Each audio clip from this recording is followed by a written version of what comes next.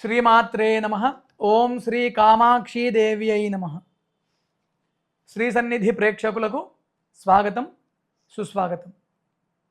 ఎప్పటి మాదిరే ఈ సత్సంగ ప్రవచనంలో భాగంగా నేడు కూడా ఒక గొప్ప అంశాన్ని మీ ముందుకు తీసుకువస్తున్నాను. అదే సత్కర్మలను ఆచరించడమే అసలైన సాధన.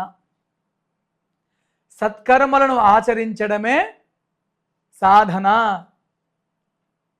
ఇది ఈ శీర్షిక చూస్తే వింటే మీకు చిన్నగా అనిపిస్తుండొచ్చు. కానీ మిత్రులారా, కర్మ సిద్ధాంతాన్ని కనుక మనం గమనించగలిగితే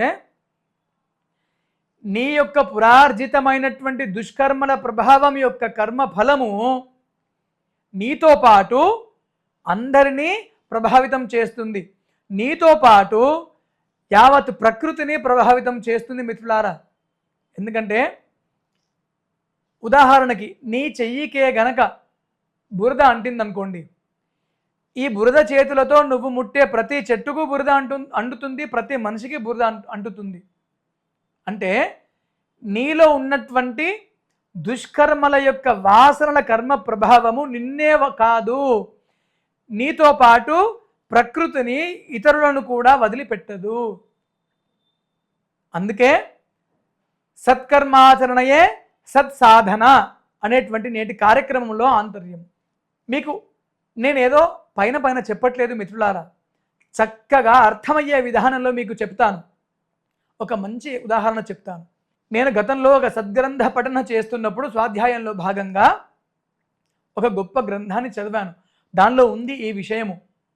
పండిత శ్రీరామ శర్మ ఆచార్యుల వారు చెప్పినటువంటి విషయము.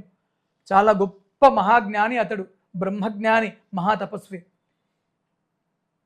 అతడు చెప్పిన విషయాలను చెప్పుతూ మహాగురుదేవులైనటువంటి శ్రీ మారెళ్ళ రామకృష్ణ గురువు గారు చెప్పిన విషయాన్ని మీకు తెలియపరుస్తున్నా ఈరోజు.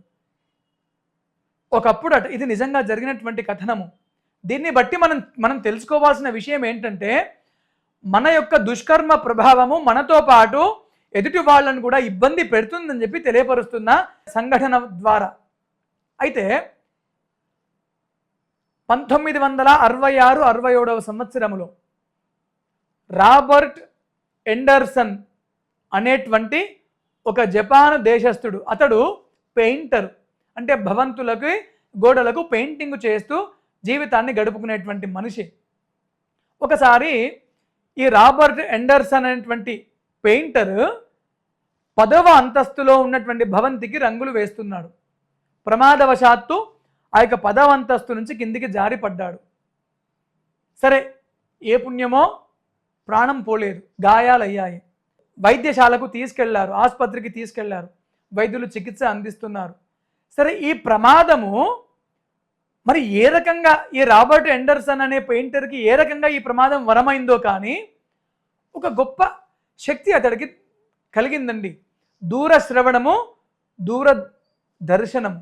అంటే ఎక్కడనో అవుతున్న శబ్దాలు వినడము, ఎక్కడనో జరుగుతున్న సంఘటనను చూడడము, ఇలాంటివి ఆయనకు లభించడం మొదలుపెట్టాయి. ఇక్కడ సరే, ఆసుపత్రిలో పడకపైన ఉన్నాడు, విశ్రాంతి తీసుకుంటున్నాడు, కలిగినటువంటి గాయము తగ్గిపోతుంది, గోల భరించలేకపోతున్నాడు. ఎక్కడనో జరుగుతున్నటువంటి ఒక శబ్దము ఆయన చెవులో అరుస్తున్నట్టు, ఆయన చూస్తున్నట్టుగా భావన కలిగితే వైద్యుల దగ్గరికి వెళ్ళి మొరపెట్టుకుంటే, స్వామి నాకు శబ్దాలు ఎక్కువ అవుతున్నాయంటే, వైద్యులు తన గదిని చూస్తే శబ్దాలు ఏం లేవు, చిన్న స్వల్పవాడి శబ్దాలు మాత్రం. ఇతడికి ఈ శక్తి దొరికింది. సరే, అక్కడి నుంచి అయిపోయింది, గాయం మానింది, బయటకు వెళ్ళాడు. ఇక అప్పటి నుంచి అతడికి ఒక దివ్య ప్రజ్ఞ. అతడు ఏ వస్తువు ముట్టినా అంతకుముందు ఆ వస్తువును ఎవరెవరు స్పృశించారో వాళ్ళు కనిపివ్వడము, అంతర్నేత్రానికి వాళ్ళ పేర్లు తెరవడము, వాళ్ళు ఎక్కడ ఉన్నారో తెలవడము, ఇలాంటివి తెలుస్తుండేవి. ఏ వస్తువు ముట్టినా సరే, ఏ వస్తువును చూసినా సరే, కేవలము ఇతడి స్పర్శ మాత్రము చేత ఆ వస్తువు ఎప్పుడు తయారు కాబడింది, అప్పటి నుంచి ఇప్పటి వరకు ఎవరెవరు ముట్టారో తనకు తెలిసిపోయేది, తన స్వీయ అంతర్గత ప్రజ్ఞ చేత. ఇట్లా ఎన్నో క్రైమ్ సీన్స్ని కూడా ఇతడు ఛేదించాడండి. ఇది మనము చెప్పిన విషయం కాదు. ఆ యొక్క జపాన్ న్యూస్ పేపర్లో కూడా ఒకసారి ప్రకటించారట. ఆ కాలంలో అతడు మొన్న 1996, 97, 98 సంవత్సరం వరకు కూడా బ్రతికి ఉన్నాడు. ఒకానొక సందర్భంలో ఒక గొప్ప క్రిమినల్ కేసు ఎంతో ప్రయత్నించారు. ఆ యొక్క క్రైమ్ని ఎవరు చేశారో చివరికి ఆధారాలు సాక్ష్యాలు దొరకలేదు. చివరికి కోర్టు కూడా ఆ కేసును కొట్టేసే సందర్భంలో ఇతడి గురించి వచ్చినటువంటి ఆ యొక్క న్యూస్ పేపర్లో వచ్చినటువంటి వార్తను విని, సరే ఒక న్యాయము కోసము ఎవరిని ఆశ్రయించినా తప్పు కాదు కదా అనేటువంటి ఆ సూత్రాన్ని పరిగణలోకి తీసుకొని ఇతన్ని ఆశ్రయిస్తే ఆ యొక్క క్రైమ్ సీన్కి తీసుకెళ్ళమన్నాడు. అక్కడక్కడ వస్తువులు సాక్ష్యాలు అంటారు కదా, వాటిని చూశాడు, వాటిని స్పృశించాడు.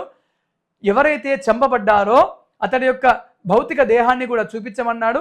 కేవలం అక్కడ స్పర్శ మాత్రము చేత ఎవరు చంపారు, ఎక్కడ చంపారు, ఎన్నింటికి ఈ యొక్క క్రైమ్ జరిగింది, వారు ఏ క్రైమ్ చేసి ఏ ప్రాంతాల్లో తిరిగారు, వారు ఇప్పుడు ఎక్కడున్నారో వారి యొక్క రూప కవళికలు, వారి యొక్క పేర్లను కూడా చెప్పారట ఈ యొక్క రాబర్ట్ ఎండర్సన్ అనేటువంటి పెయింటర్.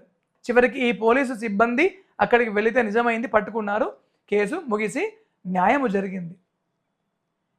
చూడండి, ఈ నిజ సంఘటన 1966, 67 సంవత్సరంలో ఆ యొక్క జపానో జర్మనీయో ఆ యొక్క దేశంలో న్యూస్ పేపర్లో ప్రకటితమైనటువంటి వార్త ఇది. ఇది ఎందుకు ఈ ఎపిసోడ్లో ఈ సందర్భంగా చెబుతున్నానంటే, నీలో ఏ కర్మ ప్రభావము ఉంటుందో ఆ యొక్క కర్మను స్మరించుకుంటూ నువ్వు వడ్డించిన వంటలో కూడా ఆ యొక్క కర్మ జొప్పించబడుతుంది, తిన్నటువంటి వాడికి ఆ కర్మ వర్తిస్తుంది.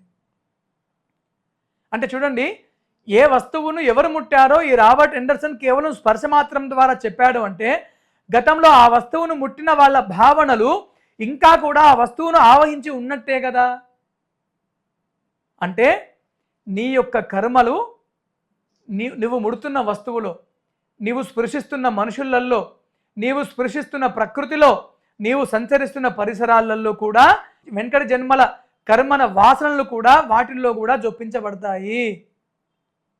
అందుకే మిత్రులారా, సరే గతంలో ఏమైందో వాటి కర్మను అనుభవించి తీరాల్సిందే.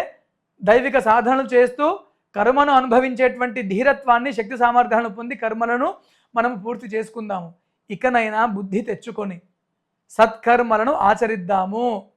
సత్కర్మాచరణయే సత్ సాధన అనేటువంటి ఈ యొక్క ఎపిసోడ్లో మూల తత్వాన్ని మనం పసిగట్టుకుందాం.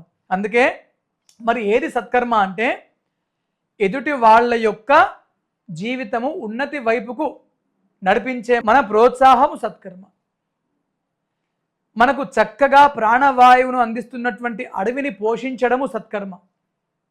ఒక గోసేవ సత్కర్మ, సర్వభూత దయ సత్కర్మ, ఆకలి ఉన్న వాళ్ళకు అన్నం పెట్టడము సత్కర్మ. ఇలా అన్ని సత్కర్మలే. ఇవన్నీ మనము చేసే ప్రత్యేక సాధనలతో పాటు సత్కర్మలను చేయడం వల్లనే సాధనలు పూర్తి ఫలితాన్ని ఇవ్వగలవు మిత్రులారా. ఈ చక్కటి నీతిని గ్రహించి అందరూ సత్కర్మలను ఆచరిస్తారని భావిస్తున్నాను.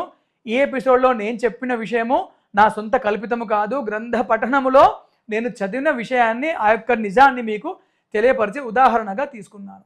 సర్వే జనాః సుఖినో భవంతు. మీ శివప్రసాద శాస్త్రి.